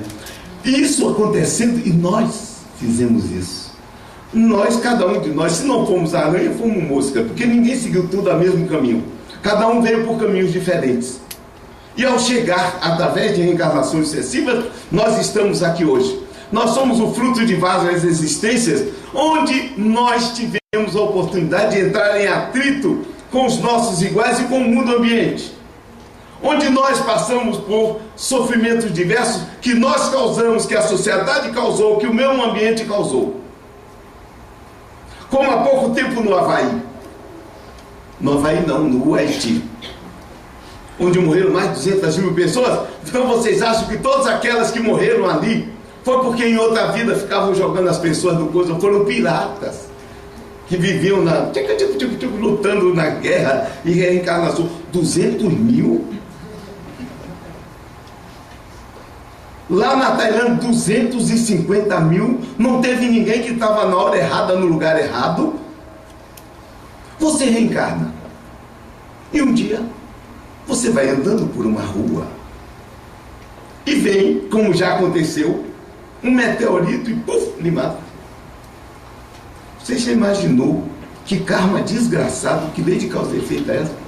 Onde alguém lá em cima deve ter feito assim, ó, no dia tal, aquele cara vai morrer com um meteorito. Ele teve que equalizar, fazer você sair de casa, primeiro vir com um meteorito. Isso, esse meteorito já saiu do cinturão dos asteroides há milhares de anos atrás. Então o pessoal fazendo uma... Ele passou aqui por Saturno, desviou e vem em direção à Terra. E ali na direção da Terra tinha um sujeito, um Djalma Gordo da vida, que alguém lá em cima tem raiva.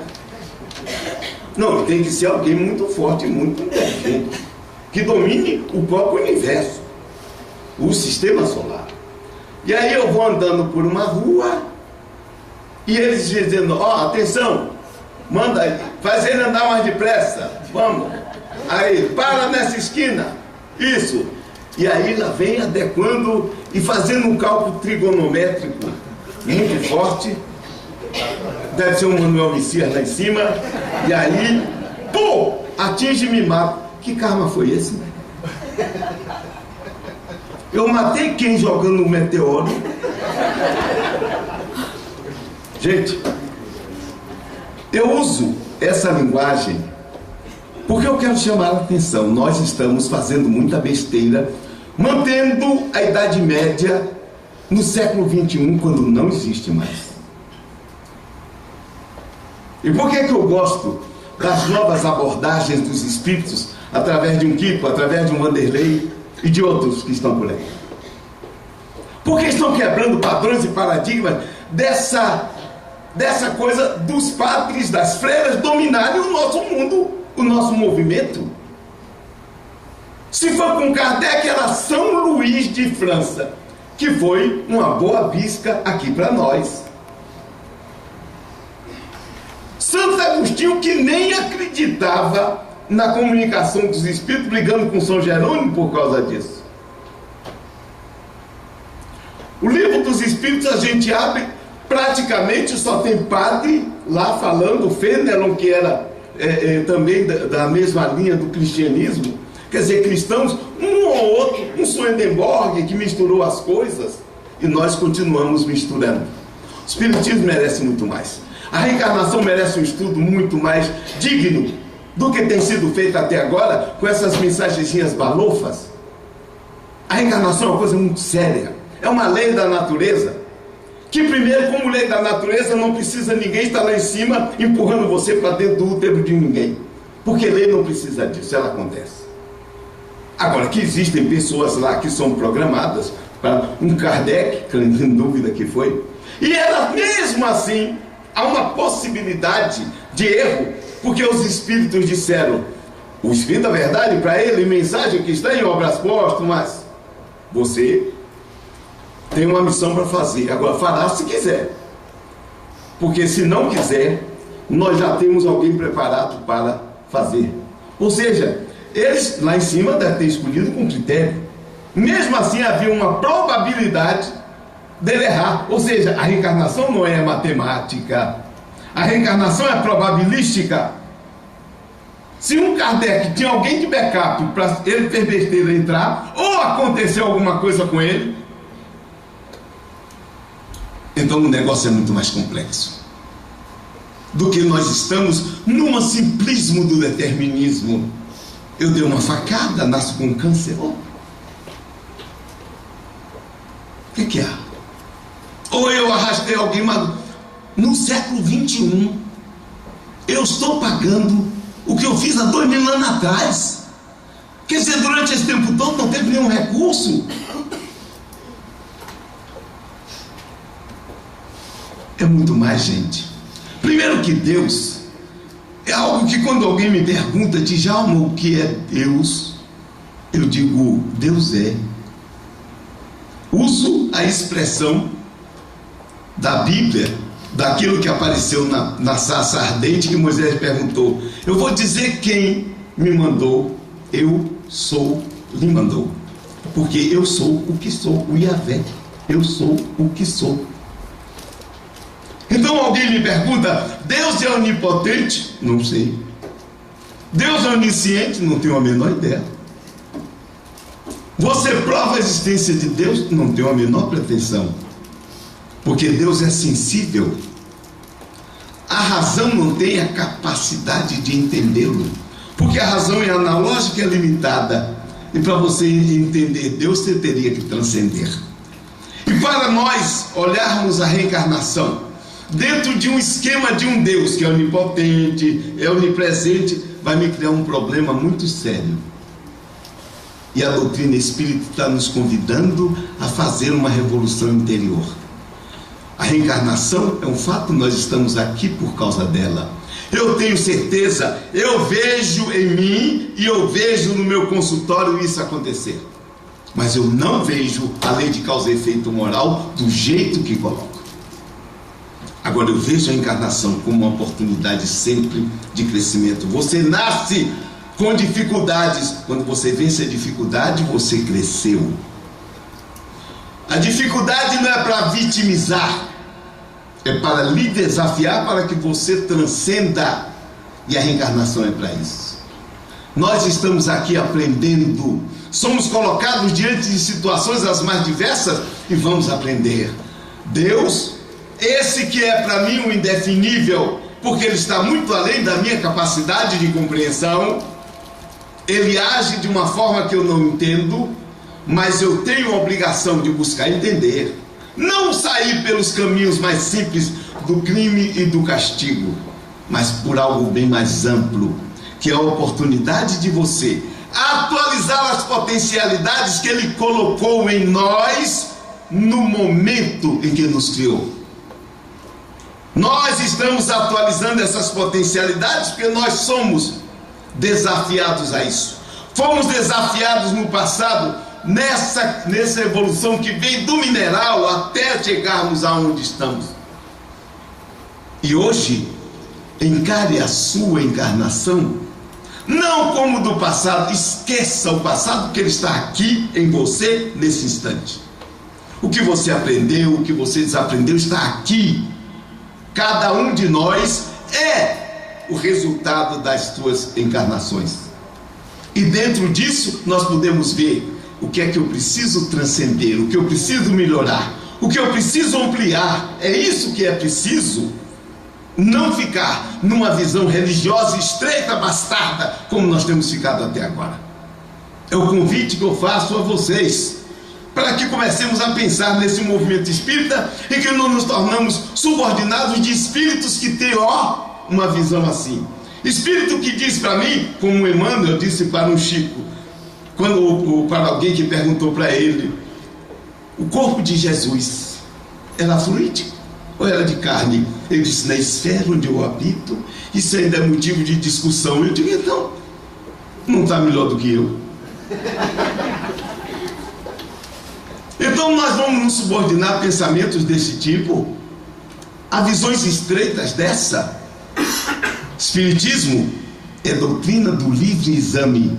Aquilo que Lutero queria não conseguiu, porque com a Bíblia você não pode fazer isso.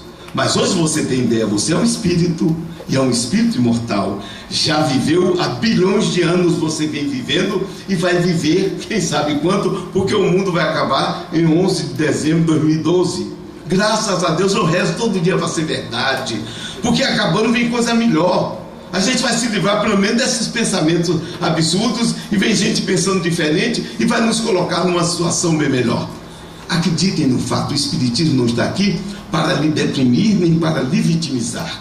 O Espiritismo vem dizer para você, reencarnação é um fato, e cada vez que você renasce, você é desafiado a crescer. Aproveite a encarnação que você está vivendo, porque se você aproveitar, você dará um salto na sua individuação, na sua busca da transcendência, e cada vez você será melhor e contribuirá naturalmente para que seus irmãos e humanidades cresçam como você, dentro da ideia da ressonância mórfica, porque cada um que se melhora vai melhorando muitos do que estão consigo, naquilo que também que se chama participação mística, que é a ligação, a integração inconsciente entre o psiquismo, o que foi inclusive objeto da minha monografia na pós-graduação, e que eu já transformei em livro e que leva esse título: a integração dos psiquismos, inconsciente dos psiquismos, que nós vivemos e estamos numa troca, como estamos aqui agora, como estamos na nossa família, como estamos na nossa sociedade, e assim sucessivamente. A reencarnação está abrindo caminhos para nós. Vamos aceitá-la? Não, vamos entendê-la e vamos transformá-la numa oportunidade efetiva de aprendizado, não de sofrimento, não de pagar o meu karma doloroso de outras existências. Um beijo no coração de cada um.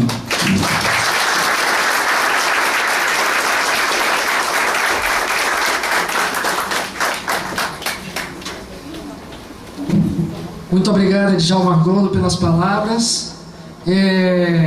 Bom, como nós estamos um tanto atrasados na hora, porque começamos atrasados, nós temos previsto aí na nossa programação um intervalo de 15 minutos. Eu peço a licença para vocês para que a gente reduza ele para 10 minutos, para que a gente possa retomar a nossa atividade com a mesa redonda Lei do Progresso, com a participação de Marcel Mariano, Geni Bastos, Manuel Messias Canuto Oliveira, tão citado aqui na palestra, e Arthur Mascarenhas. Portanto, dentro de 10 minutos a gente retoma os nossos trabalhos, tá bom? Muito obrigado.